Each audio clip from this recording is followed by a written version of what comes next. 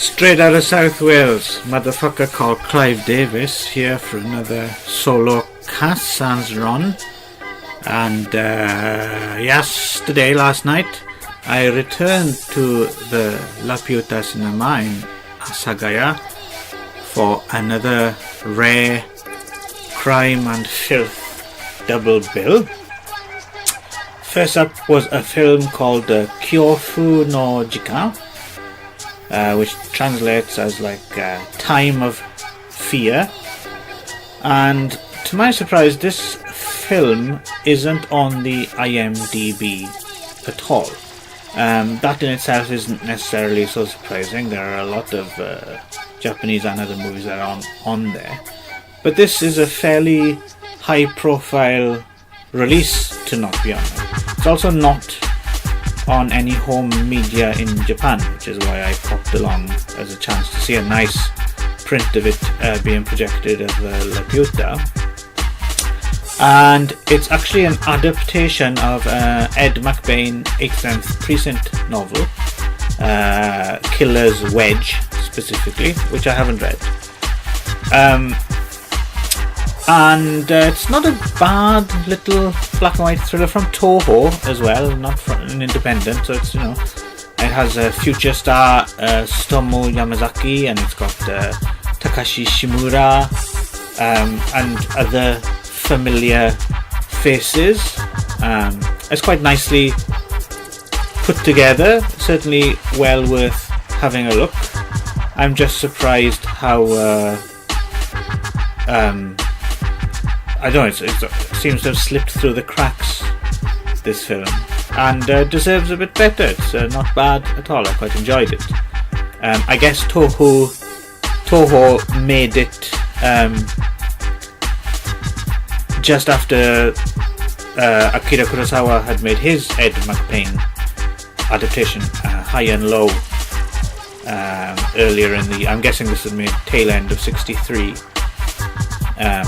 It was released in February of 64. Yes, I rather enjoyed it. Apologies for the noise from my computer.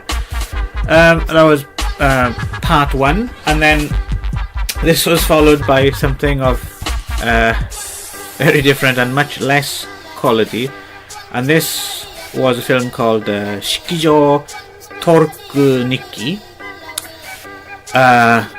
which is kind of difficult to translate because it doesn't really make any sense. It's especially nowadays because it has these kind of buzzwords, but basically it's lusty or erotic Turkish bath diary. Torko was what Japanese used to refer to as kind of bath houses where you could go and have a sensual massage. This was until the Turkish embassy in Japan complained that this was kind of somehow denigrating their language and culture, so you don't get torks anymore in Japan. But they used to be everywhere. You see actually in sex movies of the period, 60s and 70s, you can see in the background there's a lot of genuine torks, and there was a lot of tork films, so it's a bit of a buzzword. But this one, which is from Toei and directed by their karate and action specialist Yamaguchi Kazuhiko, who made like the Sister Street Fighter movies and stuff like that, things with Sonny Chiba, turned his hand at a kind of sex, comedy, action, adventure farce, which is just awful. I mean, it's terrible, really, really crude and crass, really broad, unfunny comedy and stereotypes, and it's shit, really. But what's interesting about it is that it stars Sharon Kelly, the cute, red-headed American softcore sex icon, really, nowadays. Although I'm not sure how well known she was in 74 when she went to Japan to make this film. She was also aka Colleen Brennan in the 80s when she did Hardcore. Anyway, she parachutes into Japan with her breasts exposed in a red, white and blue parachute, and she's picked up by a talent promoter called played by Tatsu Umemiya, and she falls in love with him, and she's a nymphomaniac, and he gets her topless dancing jobs, and also she fucks lots of clients, and then the gangsters are after them, and they manage to swindle the Yakuza into buying human waste instead of oil, and it's just it's terrible, but I did kind of enjoy watching it, and Sharon Kelly fans should go out of their way to see it, really, because it's fascinating to see her in a totally different environment, speaking a little bit of phonetic Japanese, dressing up like a geisha, and she always looked great. She's a great screen presence. But this film is just awful, and the camera never stays still. It's all over the place with zooms and swirly cam and all these really cheap in-camera effects to kind of give the image that something really exciting has happened, but it's not.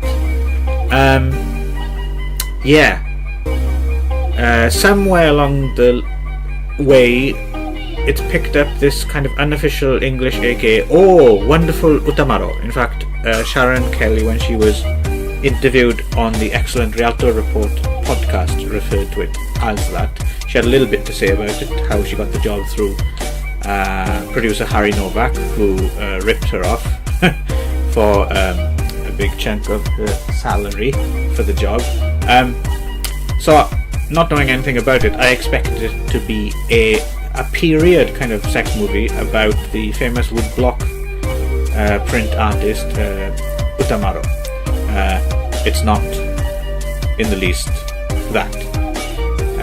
There is a Akio Jisoji Utamaro sex movie called Utamaro's World, if that's what you're on the lookout for. But if you're looking for really rather trashy and just god awful unfunny comedy and a bit of underwhelming action starring Sharon Kelly in Japan, then Shikijo Torukuniki is for you and no one else. Bye.